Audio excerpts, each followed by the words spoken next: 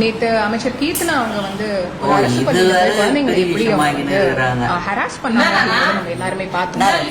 தமிழ்நாட்டில் ரொம்ப தப்பான ஒரு விஷயம் தொடர்ந்து நடந்துட்டே இருக்கு. கீர்த்தனா சிஸ்டர் இருக்காங்கல்ல, தமிழக வெற்றி கழகத்து மினிஸ்டரா சிஸ்டர், அவங்க கவர்மெண்ட் ஸ்கூலுக்கு போயிருக்காங்க.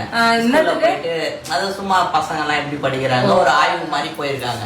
ஆய்வு மாதிரி போன உடனே எல்லாருமே கேட்பாங்க இல்லைங்களா, நீங்க எப்படி படிக்கிறீங்க, பசங்க வந்து நீ எப்படி படிக்கிற, அத எல்லாருக்கும் ஒரு அந்த பசங்க எல்லாம் வரும்போது படப்படப்பாயிடும், யாரோ வராங்க அப்படின்னு. அப்ப வந்து அவங்களுக்கும் வந்து what is your name, what are you doing, அந்த மாதிரிலாம் கேட்பாங்க பத்தியா. அந்த மாதிரிலாம் அவங்க கேட்டது தப்பு இல்லையாப்பா. அது ஏன் அந்த மாதிரி கேட்டதுனால அவங்களுக்கு வந்து தாழ்வு மனப்பானம் வந்துச்சான். கவர்மெண்ட் ஸ்கூல்ல குழந்தைங்க படிக்கிறாங்க. இப்ப அந்த குழந்தைங்கள வந்து அவங்க தமிழ்ல தான் பேசுறாங்க.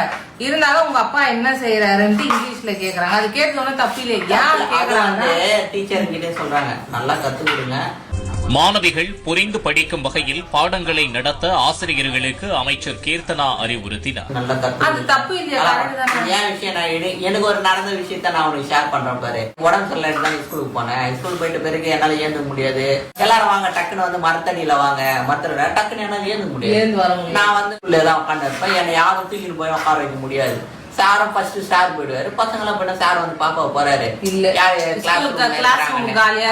நான் உள்ள வைப்பாங்க, என்ன கத்து கொடுக்குறாங்க எனக்கு தெரியாது, படிப்பு சுத்தமா ஏறாது.